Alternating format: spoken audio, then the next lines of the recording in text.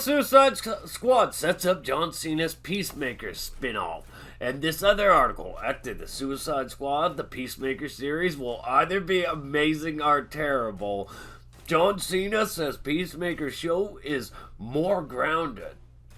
Peacemaker show also shows connections to DCEU projects beyond the Suicide Squad. We're going to talk about all this different stuff. Spoiler warning, if you haven't seen the Suicide Squad movie, get out now because I'm going to spoil it. 1, 2, 3. So Peacemaker actually survives the events of the films. So all that time you're wondering if this show's going to be a prequel or if it's going to be a follow-up, your question is answered. It's actually going to be a little bit of both. Peacemaker HBO Max show will be set in the past and present.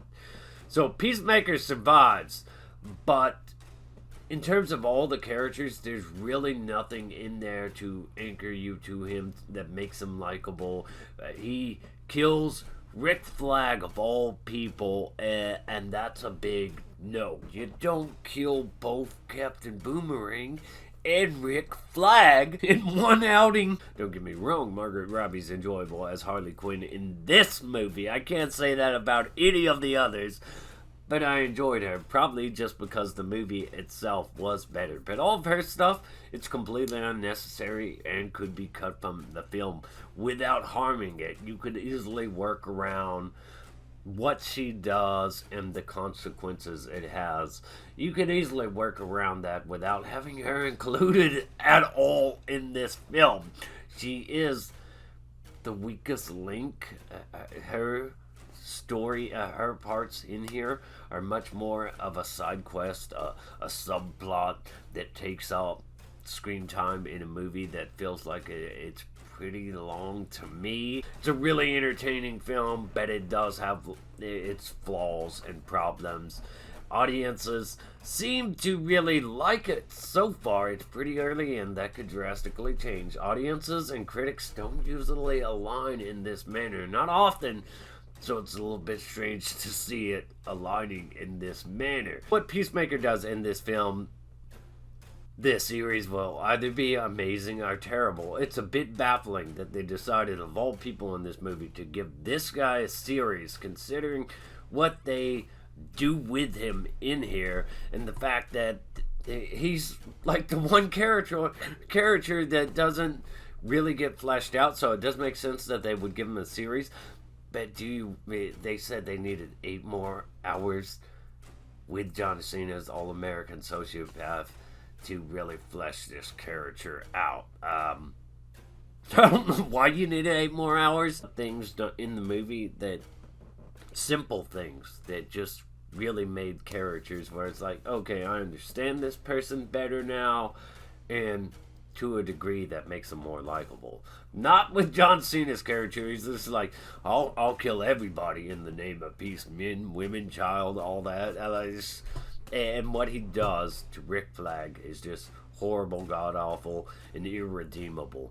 So I don't know if they're trying to gear this guy up to be Rick Flag's replacement on the Suicide Squad because he doesn't disagree with anything Amanda Waller is going to do, or if they're going to try to make a good guy out of this bad guy, make him regret his actions, considering what Rick Flag said to James Gunn film sets up the upcoming Peacemaker series on HBO Max. Does 8 more hours with John Cena's All-American Sociopath really sound like a good time? Not really, in my opinion. The answer to that question is one big maybe. After the all-around artistic success of the Suicide Squad, James Gunn deserves at least some benefit of the doubt for even his most questionable sounding ideas, and there's potential for Peacemaker to go even deeper with the Suicide Squad's political and satirical elements. Handling such an utterly irredeemable protagonist, however, has major risks. Really, the driving force of the story, we need some reason to care about him, which the movie did not offer. Maybe for casual viewers, more casual viewers, people that don't really care about Rick Flag, know much about Rick Flag, maybe they don't give a damn about what he did at all, and this guy was still a good character in their eyes because he was really villainous, and that could be turned around. When the show was first announced, James Gunn said, Peacemaker is an opportunity to delve into current real-world issues. So I really don't like the sound of current real-world issues, because are you going to try to frame him as the kind of Trump-supporting guy that mainstream media likes to villainize, as if there's no good qualities amongst people that vote an opposite direction than what Hollywood, Democrats, and mainstream media preferably favor?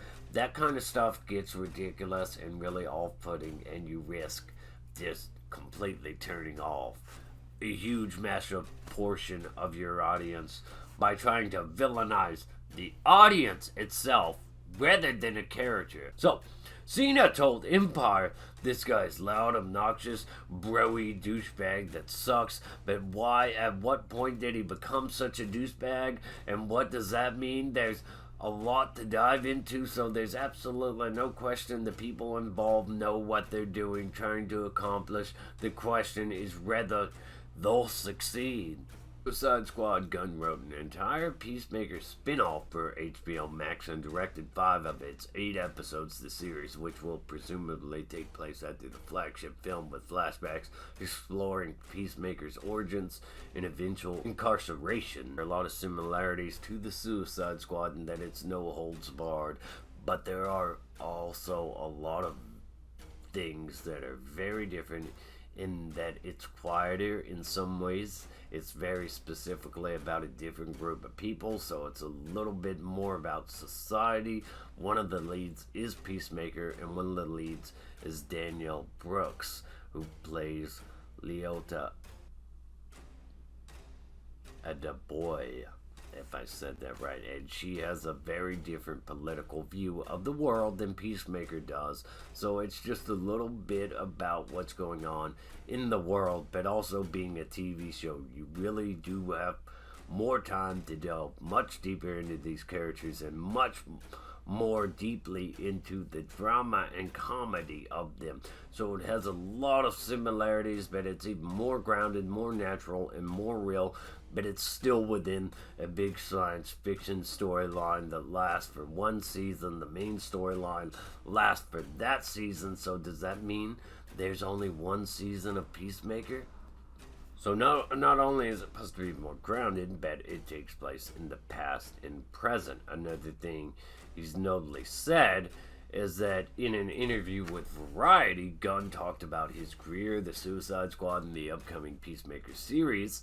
Although the series is reportedly an origin story, the director was asked about how the Suicide Squad's post-credit scene sets it up as a sequel.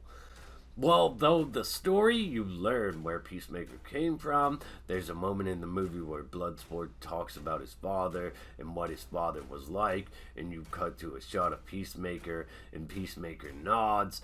That's the seed of the entire Peacemaker series.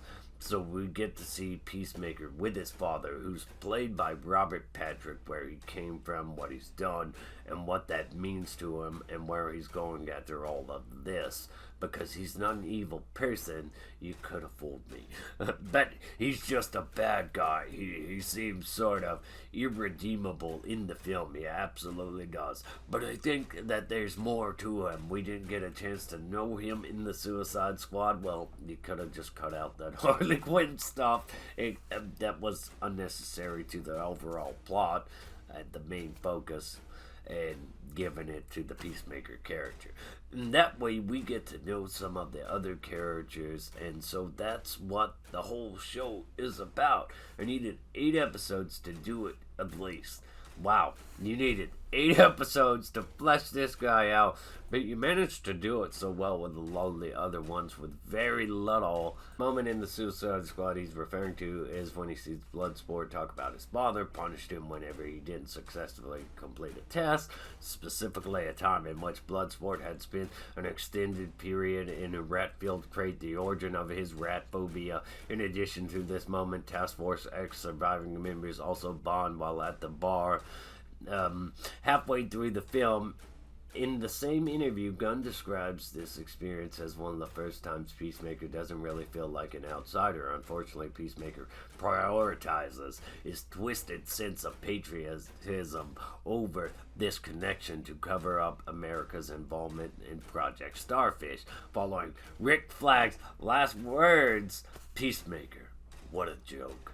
The Suicide Squad's post-credit scene revealed that Peacemaker survived, and he will now work with Amanda Waller's team, who's still alive after what they did for some reason.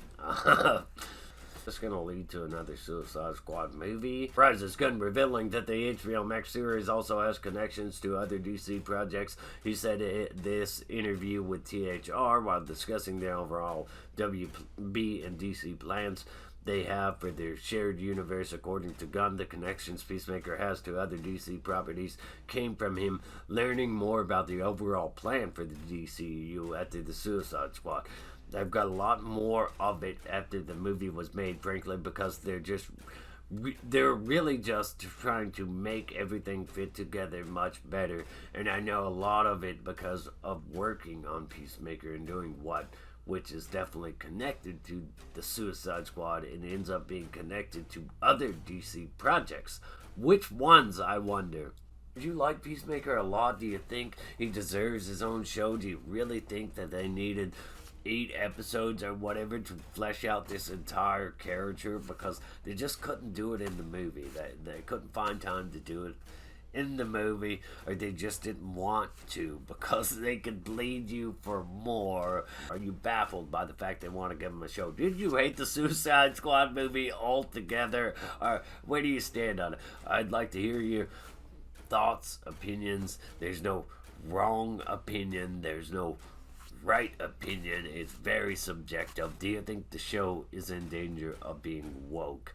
Are gonna make up for the movie not being woke enough?